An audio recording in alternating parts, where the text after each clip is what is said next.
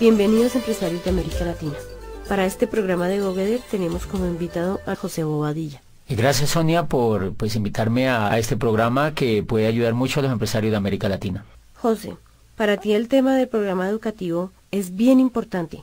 Háblanos sobre este tema.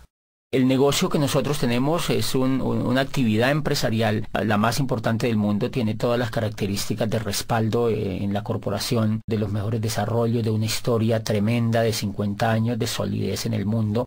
Luego, ese no es el mayor problema. Yo evidencié que aquí había un gran negocio porque tiene un programa educativo muy estructurado. Yo creo que es importante porque si hay una buena o mala educación, eso determina el futuro de los seres humanos. Y cuando yo examino el programa educativo, lo que llego a la conclusión es que es lo más importante que yo he conocido. Yo vengo del mundo universitario, he trabajado por más de 8 años como rector de una universidad y he trabajado en el mundo académico por el tiempo que he estudiado y después ya como dirigiendo una institución universitaria, y siempre había cuestionado el modelo educativo tradicional por sus falencias y por las rutinas que ya ha creado a través de los siglos. Cuando conozco el programa educativo de e-comercio, encuentro que es muy importante porque toma a las personas y las transforma, hace una transformación profunda de los seres humanos y les hace creer en sí mismas, les hace evidenciar posibilidades y las hace tomar el control de su futuro.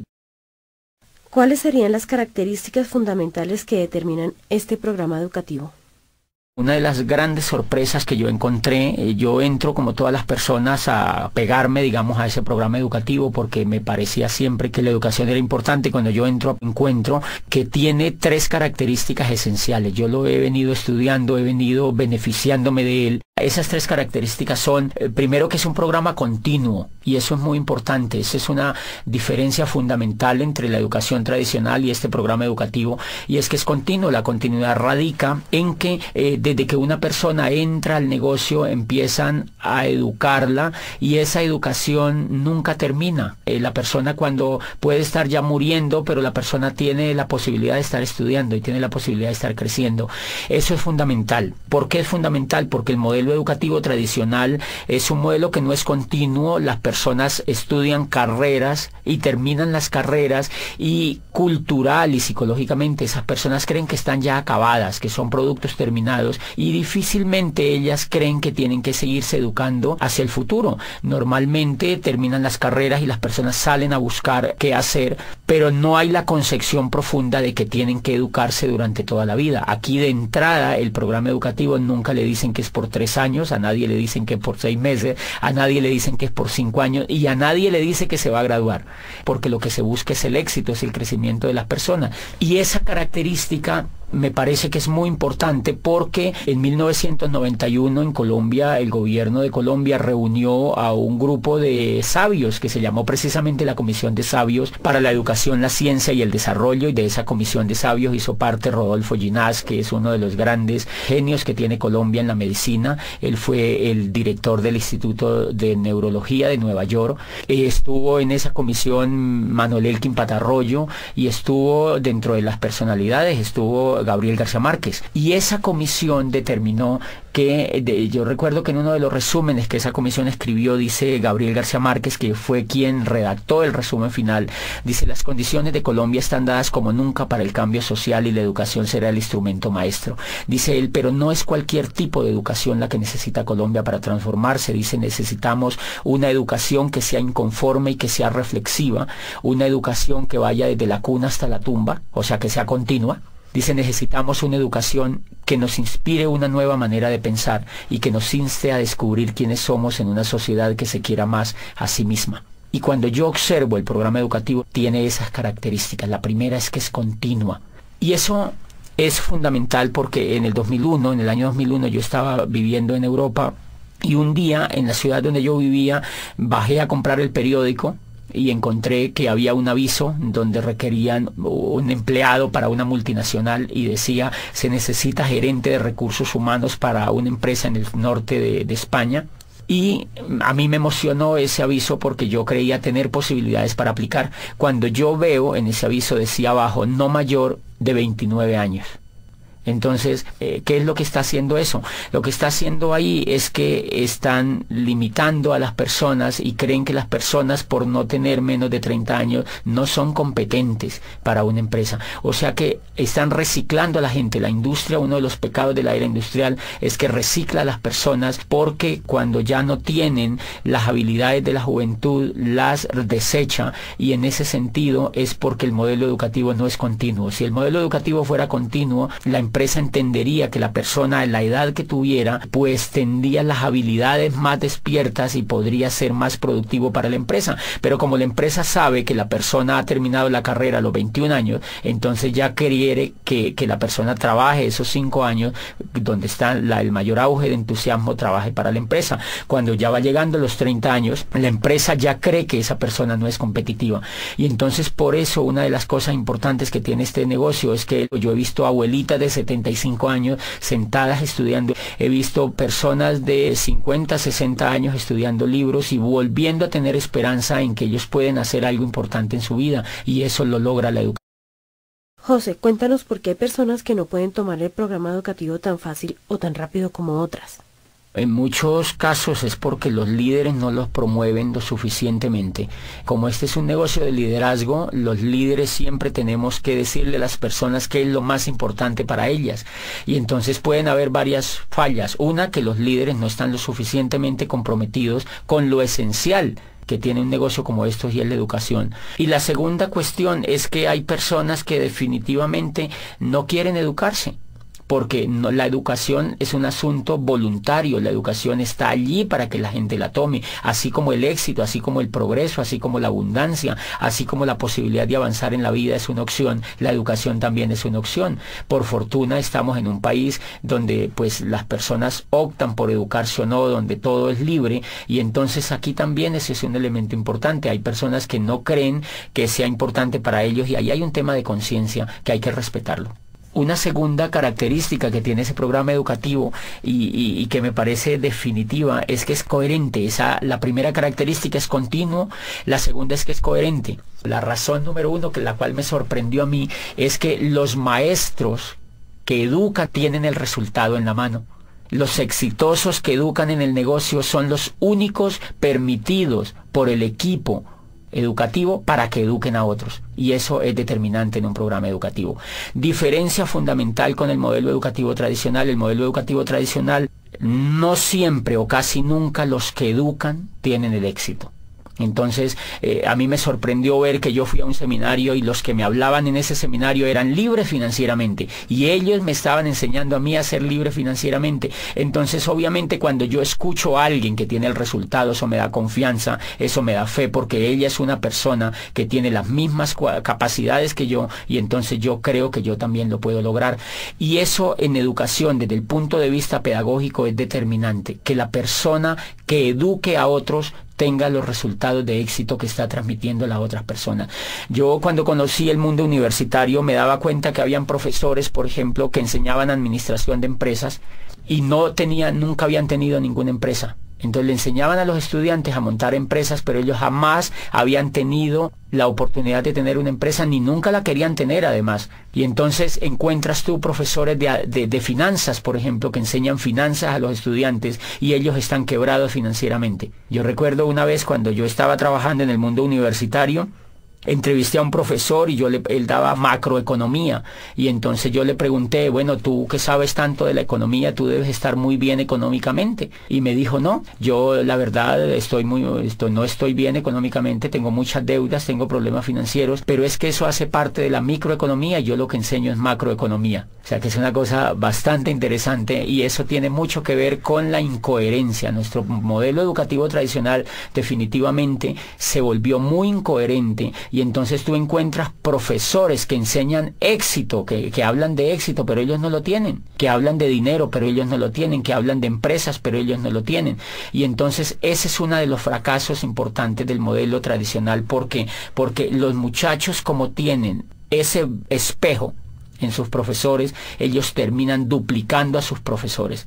Y eso empieza a generarse una ola de pobres que educan a pobres, que educan a pobres, de pobres que educan a pobres, que se educan entre los pobres, y todos terminan siendo pobres. Entonces por eso tú encuentras gente que les cuesta tener resultados financieros importantes, porque el reflejo y el espejo que ellos han tenido durante todas sus carreras por 20, 30 años de estudio ha sido de incoherencia. Y me hace acordar de una historia bellísima que leí en pedagogía alguna vez, de un muchacho que quería estudiar cacería de dragones, era en Oriente, y él había encontrado que existía, pues la mayor necesidad de esa región era atacar la plaga de los dragones que lo infestaban todo. Entonces su padre lo lleva donde el maestro Lin, que era el más dotado en este tema de cazar dragones, y entonces el muchacho se matricula allá.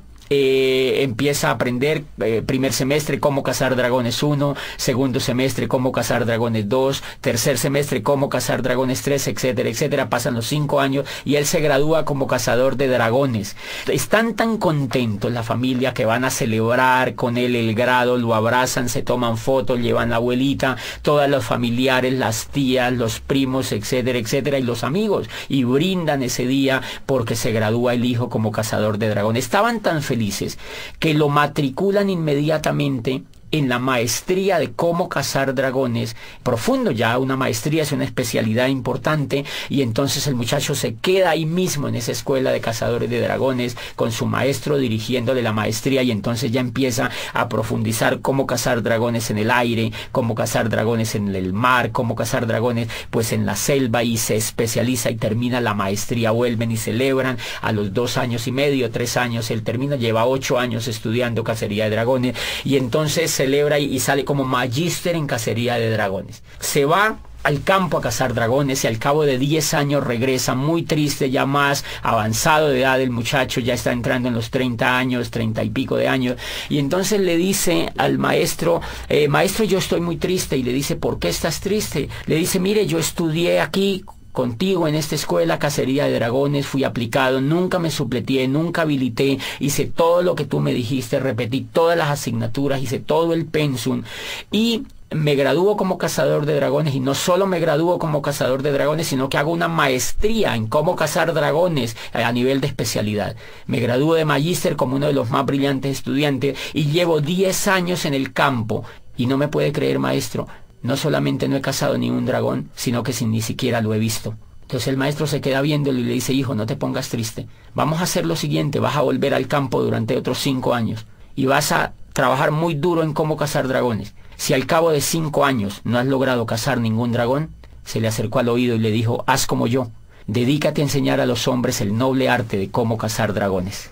Me parece que mucho le pasa a la educación tradicional eso. La incoherencia de la educación tradicional en general radica en que el gran cúmulo de profesores que enseñan no tienen los resultados, y entonces duplican la incoherencia, y por eso la gente sale preparada para no hacer nada, porque ellos han visto que los profesores no hacen exitosamente lo que les han enseñado. La coherencia es tan importante en la pedagogía y en la educación en general que en la historia de la raza humana solamente ha habido 2 momentos importantes de éxito en la educación, y esos éxitos han estado ligados especialmente con el valor de la coherencia. El primero se presenta en el siglo de oro de Pericles, en la Grecia clásica, donde allí nace la historia. Imagínense que allí vive Herodoto, y Herodoto no estudia historia, sino que Herodoto hace historia. Herodoto escribe la historia de los griegos, y allí nace el padre de la historia, que es él.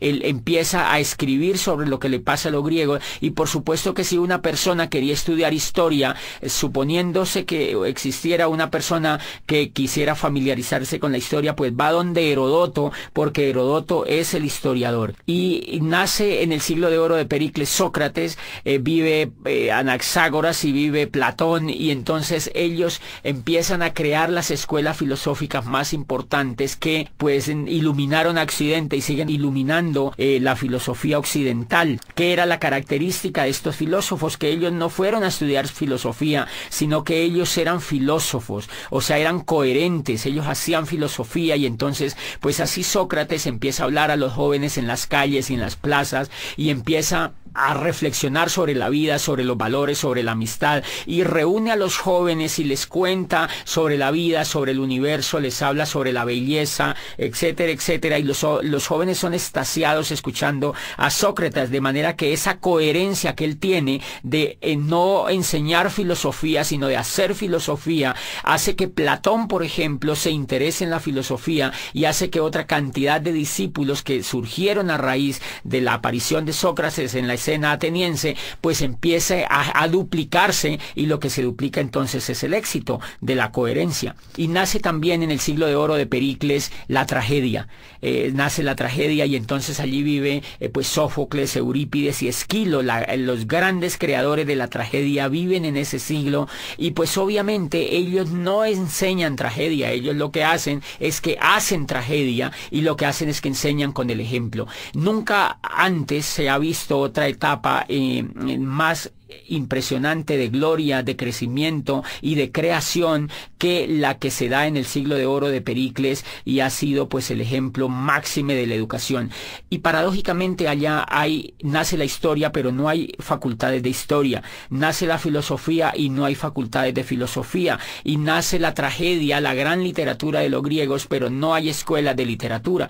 Entonces lo que hay son hechos concretos, hay maestros que hacen las cosas, y otros, si las quieren aprender, pues las aprenden realmente de los que saben. Y eso es tan importante que el otro momento que se presenta en el siglo XVI, prácticamente arrancando el siglo XVI, y es en lo que llamamos el Renacimiento. Allí en la Florencia renacentista se da otro milagro de la educación. Allí aparece el arte, aparece otra vez la filosofía renacentista, aparece el descubrimiento de las leyes físicas y de las leyes químicas, y aparece el renacimiento de la política, de la democracia con Maquiavelo. Aparece el planteamiento de teorías políticas que nunca se habían escuchado, básicamente en lo que plantea Maquiavelo, y aparece en el arte Miguel Ángel Buonarroti, aparece Tiziano, aparece Botticelli, y ninguno de ellos va a las escuelas de arte, sino que ellos van al taller de Verrocchio, van donde hay maestros pintando, donde hay escultores, donde hay realmente personas que son coherentes con el arte, y pues ellos han sido los grandes creadores del Renacimiento, la gloria, el espejo, todo el ejemplo que tuvimos hacia adelante en el tema del arte en Occidente. Por ejemplo, fíjense que toda esa coherencia hace que Newton defina su rol sobre la ciencia y desafíe los conceptos que se habían creado a raíz de las creaciones anteriores en el tema de la física. Y lo que se da en ese siglo, en ese siglo del Renacimiento, prácticamente en esa etapa, es que existen personas que son coherentes entre lo que piensan y entre lo que hacen. Nunca antes ni nunca después se presentó otro milagro de la educación tan impresionante como se dio en el Renacimiento y en el siglo de oro de Pericles.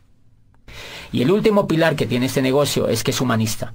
Y el humanismo radica en que el centro de todo el modelo educativo es el ser humano. No es el conocimiento, no es el horario, no son los útiles, no son los maestros. Es el centro de todo el ser humano, es la persona que viene a educarse. Entonces, uno, le respetan hasta la decisión de si se educa o no. Dos, le respetan hasta cuándo quiere educarse. Tres, le respetan el tiempo, porque el programa educativo no tiene horarios. Lo hace la persona en su casa, lo hace cuando se levanta, lo hace cuando se acuesta, lo hace al mediodía.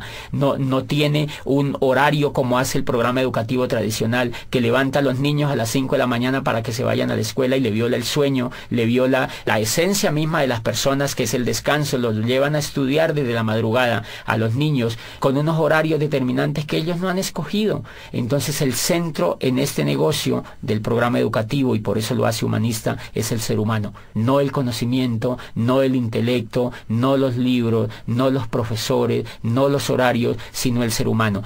El ser humano como centro educable hasta el final de los días. Como lo respeta como ser humano, sabe que el ser humano puede crecer desde que está con uso de razón hasta que muere. Y eso es un modelo completamente humanista. El humanismo radica, siempre que se mide un modelo humanista desde la pedagogía, se mide dónde está el ser humano y cómo se le respeta. Este modelo educativo lo que hace es crearle a la persona una inteligencia superior desde lo emocional, le genera esperanza, le genera valores, le genera principios, y todo lo orientado a la educación está basado en los valores intrínsecos del ser humano, ni siquiera en el intelecto, sino en los valores intrínsecos del ser humano. José, ¿qué diferencia hay entre el modelo educativo tradicional y el programa que estamos desarrollando en este negocio? Bueno, fuera de esas diferencias que son monumentales, son diferencias como por ejemplo que el modelo educativo tradicional se enfoca en la educación intelectual. Y resulta que los grandes descubrimientos que se han hecho en la pedagogía apuntan a que el éxito de las personas en la vida no está basado en el intelecto, sino en la emoción. Entonces, una diferencia nuclear del programa educativo es que no educa el intelecto, sino que educa la emocionalidad.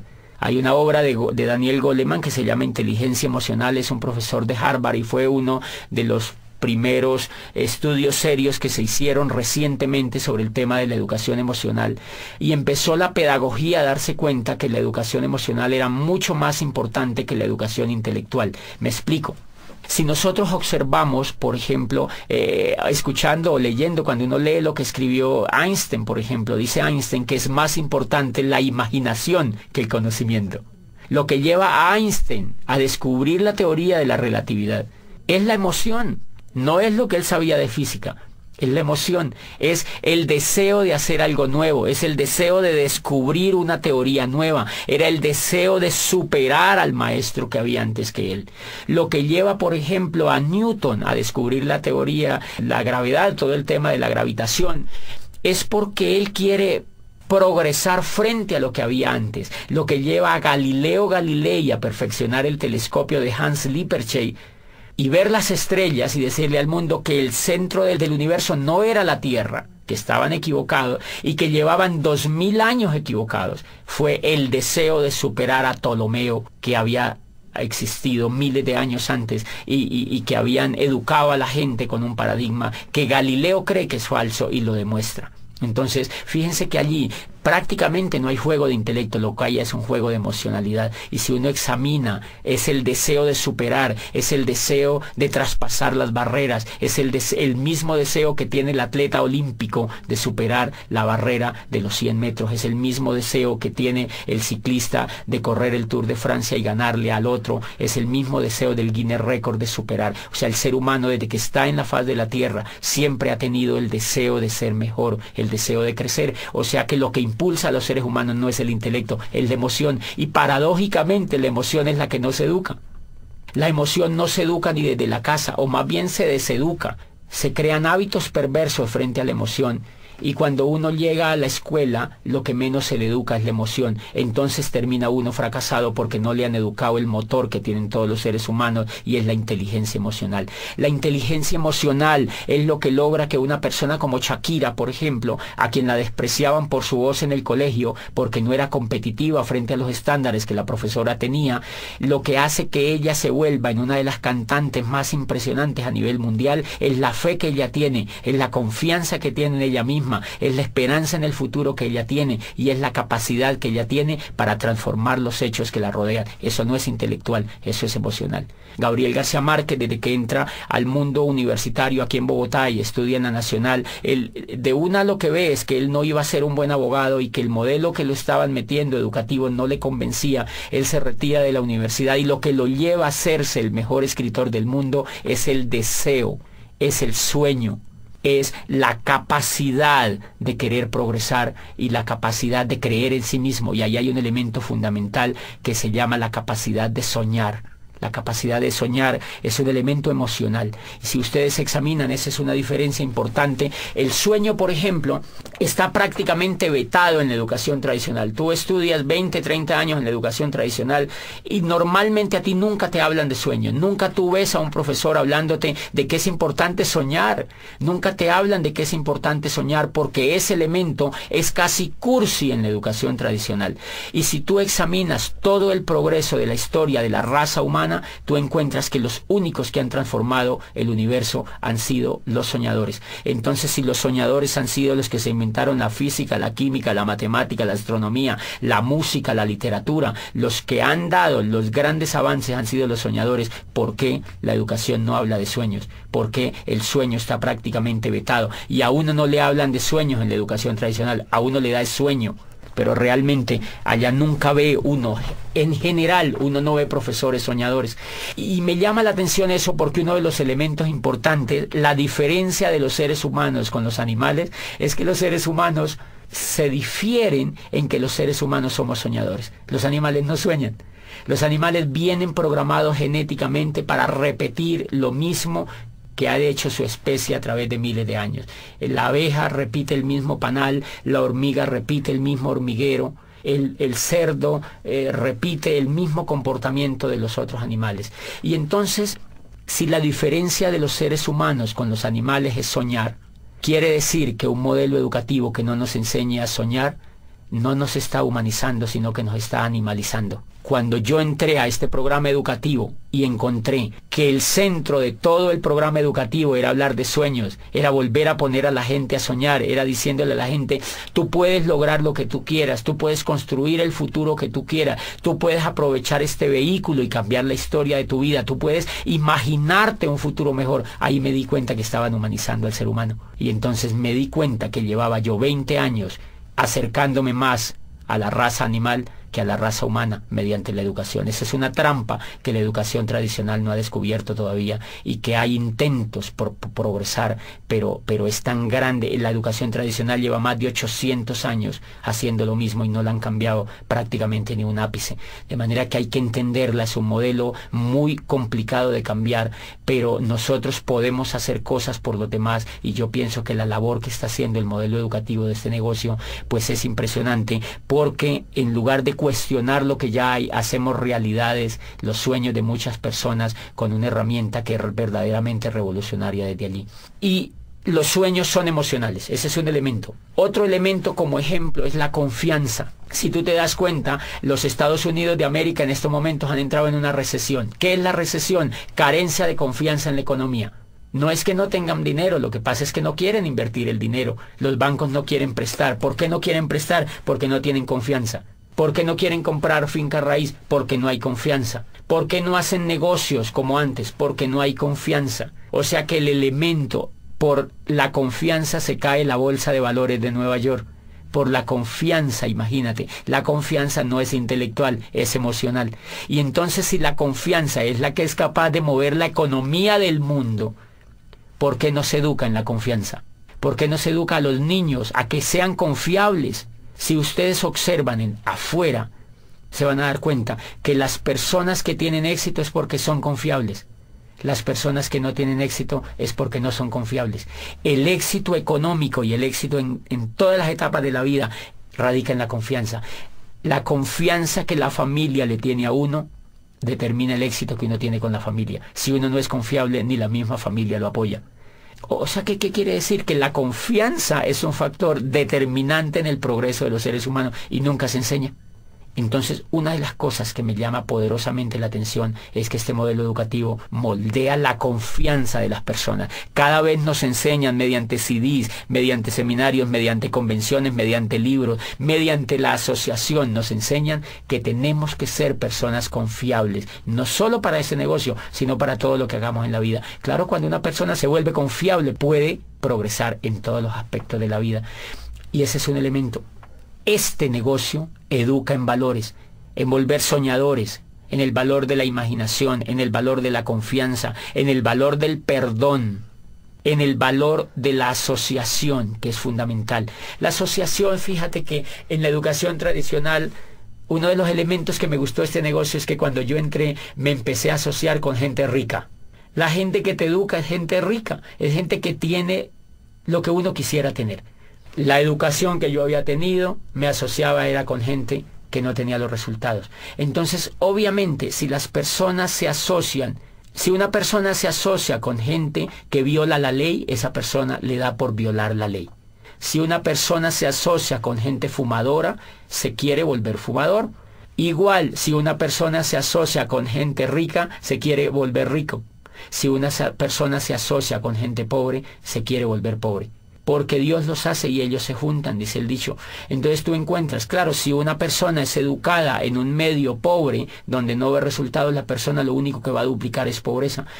Este modelo de negocio tiene la facultad de asociar a las personas con gente que tiene resultados de abundancia, y entonces eso se pega en las otras personas. Por eso crea como una especie de ambiente donde hay muy fácil la posibilidad de la duplicación, porque las personas siempre están viendo resultados y siempre están viendo posibilidades y siempre están viendo coherencia y siempre están viendo progreso.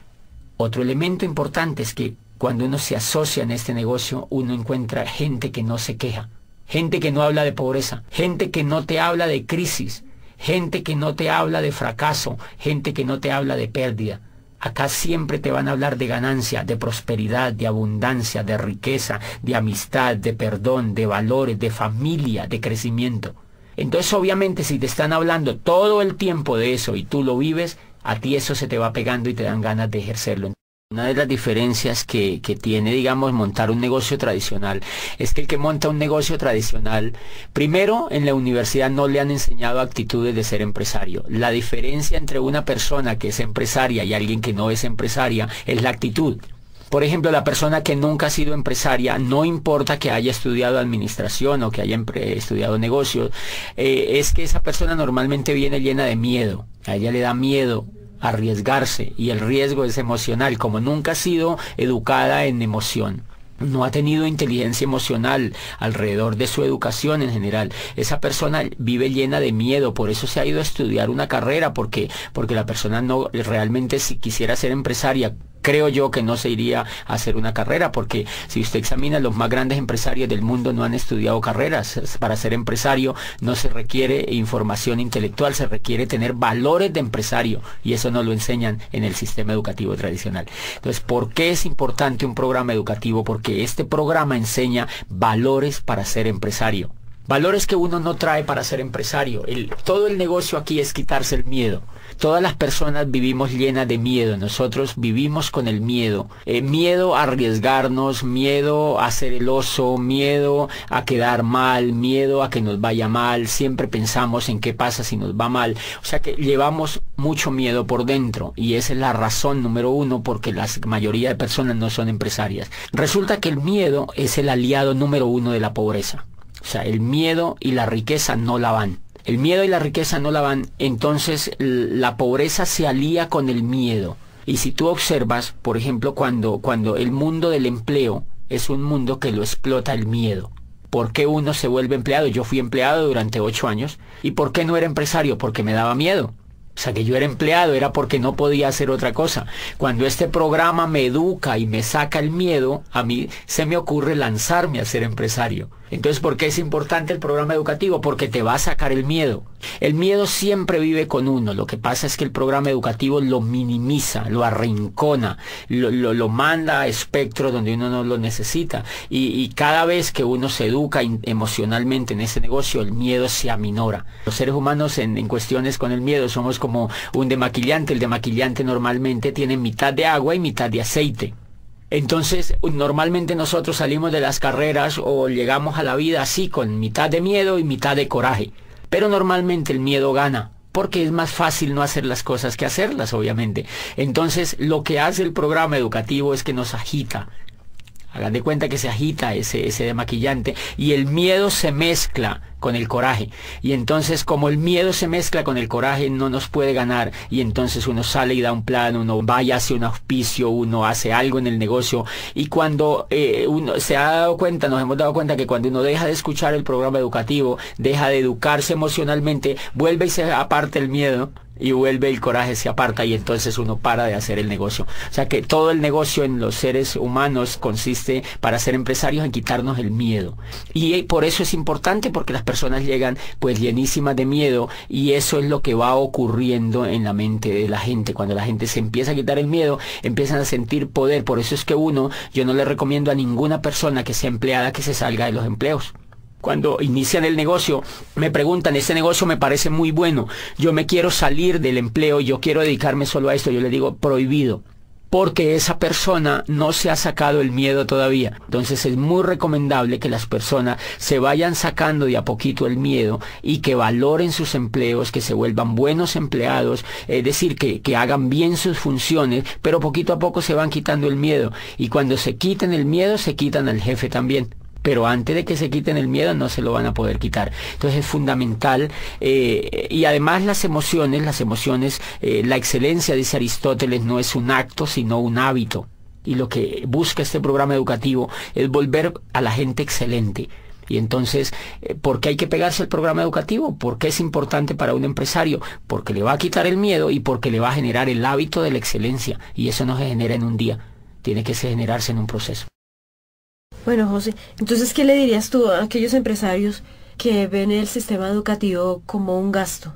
Bueno, más que decirles es como evidenciar qué es lo que pasa normalmente con un empresario nuevo que ingresa al negocio y no es que no le guste, porque a ellos les gusta, lo que no les gusta es pagar. Entonces, porque el programa educativo tiene un costo. Si tú observas la carrera que has hecho, eso te ha sacado dinero y tiempo, mucho dinero y mucho tiempo. Y tienes que evaluar los resultados que tú tienes con eso que has hecho. Luego acá, si tienes un programa educativo que es altamente competitivo, que es diferente a lo que has hecho y aquí vas a construir el futuro, pues lo menos que puedes hacer es pegarte al programa educativo. Porque la gente no se pega. La gente no se pega porque está acostumbrada a no invertir en su mente. En general, la gente hace las carreras porque todo el mundo las hace. En general, la gente va a las universidades porque si no va a las universidades, los papás lo recriminan. Entonces, es como un poco para dónde va Vicente, para dónde va la gente. Porque es culturalmente aceptable que un pelado salga de la universidad y lo primero que la mamá se queda viendo es, bueno, salga al colegio y ahora ¿cuál universidad va a entrar? Es un imperativo social. Pero normalmente, ellos no están interesados en invertir. Ellos no están interesados en general, sino que la cultura los avienta a eso. ¿Qué es lo que pasa acá? Que como es mucho más libre y es mucho más optativa la decisión, más aún que hay que aclarar que este programa educativo es totalmente voluntario para los empresarios. Ninguno de nosotros podemos obligar a un empresario a que se pegue al programa educativo. La gente en general no se pega porque están acostumbrados a invertir pues un poquito del pecho para abajo. O sea, invertimos es en comida. Porque si no invertimos en comida nos morimos.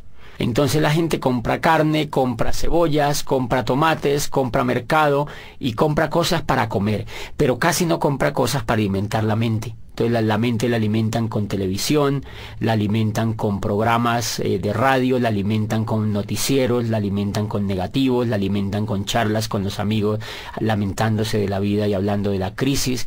Entonces ese tipo de alimentación tiene muy negativizado al ser humano. Y claro, cuando ellos entran acá creen que eso no se puede cambiar porque es como un disco duro que ya viene grabado. Entonces las personas normalmente no se conectan por un hábito que tienen de no invertir en su mente.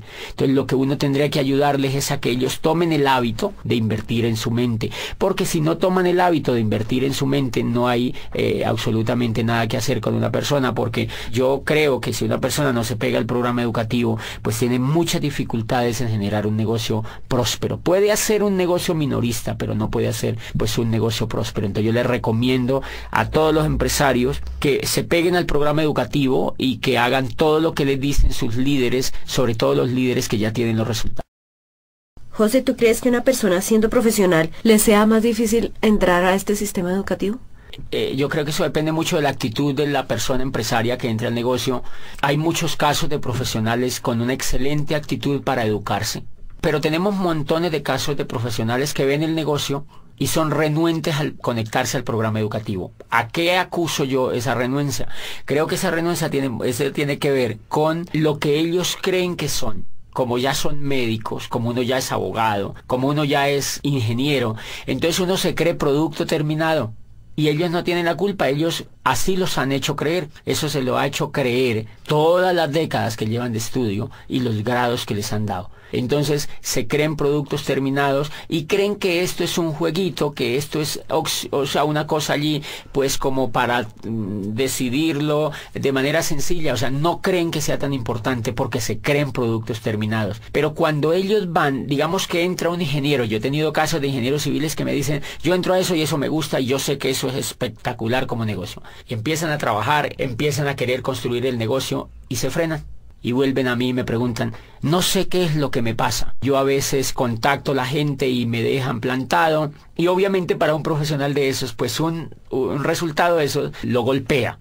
Cuando yo los escucho me dicen, no tengo resultado, yo le doy y le doy y le doy y no avanzo. Entonces yo advierto muchas cosas. Él se empieza a dar cuenta de que le falta algo que él no sabía que le faltaba. Y es, por ejemplo, coraje, disciplina, perseverancia. Él se quiere rajar, por muy ingeniero que sea, él se quiere rajar al segundo mes.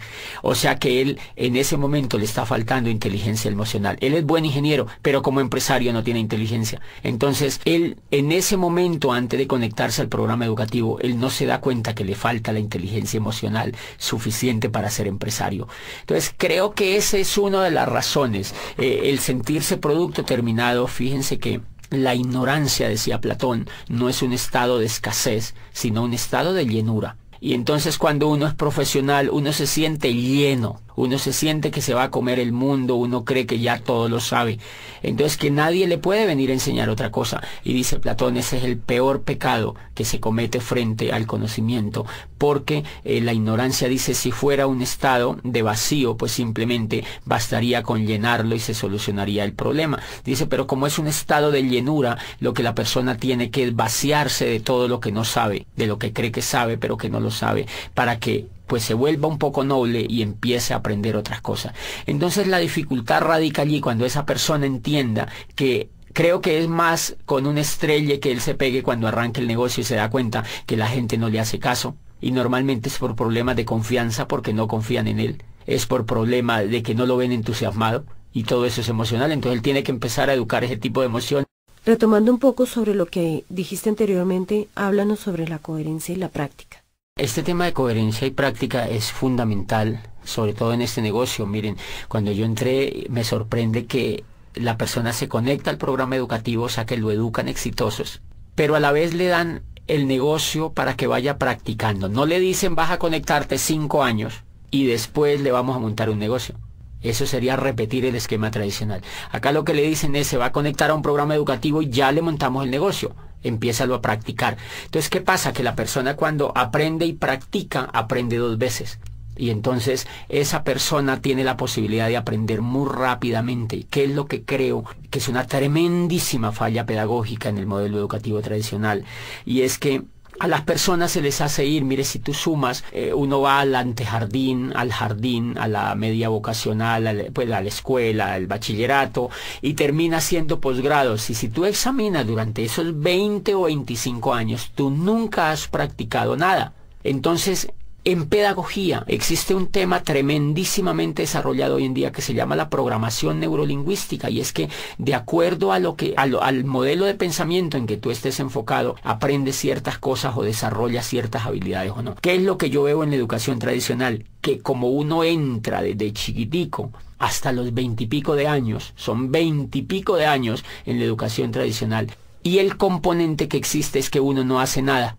Entonces, eso es una programación neurolingüística indirecta o casi directa. Como tú no haces nada durante 20 y pico de años mientras te estás estudiando, adivina qué aprendes a hacer. Nada. Y por eso es que después, ya cuando uno realmente empieza a aprender a hacer algo exitoso, es cuando ya está viejo o cuando ya está de mayor edad, porque ha pasado la mayoría del tiempo sin hacer nada. En cambio, una sorpresa tremenda en este negocio es que cuando la persona ingresa al negocio, le montan un negocio para que empiece a practicar. Entonces él ejerce el tema de aprender mediante el error. Aprende, practica y comete errores. Aprende, practica y comete errores. Entonces él mismo va viendo cómo es que él mismo tiene que superar los obstáculos, porque él mismo es el que está practicando. No otro por él, ni en piloto simulador, sino en la realidad. Él sabe que cuando raja a una persona, por ejemplo, es porque es mal comunicador, en muchos casos. Él sabe que cuando contacta y no logra auspiciar a la persona es porque es un mal comunicador. Entonces aprende que él tiene que mejorar esa habilidad de comunicarse mejor, etcétera, etcétera. Pero realmente lo importante allí es que la teoría y la práctica van completamente hiladas desde el primer momento del accionar pedagógico del modelo educativo. Y bien, eso hace pues que hayan tremendas posibilidades de éxito. Yo mismo me pongo a examinarme, yo estoy durante 20 y pico de años en la economía tradicional y en la educación tradicional. Y el éxito en lo que yo hago, pues en lo que yo quería hacer con mi vida, era mínimo, realmente mínimo, tanto que al nivel de frustración me había llevado. Este programa educativo, en 4 años, ha logrado lo que ningún programa educativo pudo hacer con la vida mía. Por eso pienso que el valor tremendo que tiene y el valor pues lo tiene muy, muy empotrado en la coherencia. ¿Cuál sería tu mensaje final para los empresarios? Bueno, yo creo que redondeando esto, Sonia, es pues entender un poco que lo que se está haciendo. A mí me llamó la atención un libro que me leí de Robert Kiyosaki que se llama El cuadrante del flujo del dinero, y él explica que la pobreza y la riqueza tienen que ver es con la mentalidad que la gente tiene, y eso pues como que reafirmaba mucho más lo que yo ya había venido sospechando que era por allí. Y entonces él dice que hay un cuadrante y que en el lado izquierdo del cuadrante están los empleados y los autoempleados, y dicen los empleados o los autoempleados. Los empleados ya sabemos quiénes son y ya hablamos de que es un poco el valor que rige los empleados, dice Kiyosaki, es el miedo a hacer otra cosa por sí mismo. Dice el valor que rige los autoempleados es un poco de libertad, pero realmente terminan siendo empleados porque ellos mismos son los que se proveen la seguridad social, el sueldo, y para ellos es lo que quede es lo último que queda para ellos. Ellos primero tienen que pagar, si tienen un pequeño negocio, si son médicos, pues no tienen tiempo, ellos tienen que proveer a sus familias y ellos mismos no tienen jefe, pero ellos son su propio jefe, los clientes son sus propios jefes, o sea que realmente no tienen libertad. Ellos buscan libertad pero no la tienen. ¿Qué los hace estar anclados en ese cuadrante izquierdo? Lo que los hace estar anclados es la forma de pensar que tienen. Entonces dicen, en el lado derecho del cuadrante están los dueños de negocio y los inversionistas, y ahí es donde está la riqueza. Los dueños de negocio son, dice Kiyosaki, son personas que tienen más de 500 empleados. Si uno no tiene en una empresa más de 500 empleados, pues eso no está considerado como un negocio que te dé libertad.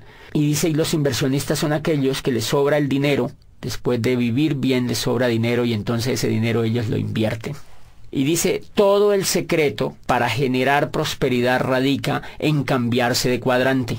Si una persona quiere generar prosperidad y quiere ser rica, tiene que cambiarse de cuadrante. O sea, no es una cosa de yo quiero ser rico. Si tú no sabes cómo es el camino, no lo podrías lograr. Entonces lo que dice Kiyosaki es el camino real para que una persona se cambie de cuadrante. Es la educación, dice él, no es simplemente una voluntad de querer o brincarse de cuadrante, sino educación. Entonces yo pues insto a las personas y los empresarios a que inicien el camino de cambiarse de cuadrante. Yo pienso que eso es como las manecillas del reloj, va dando vuelta y en la mente va ocurriendo un cambio que te va llevando hacia el otro cuadrante. Es una típica manera de pensar.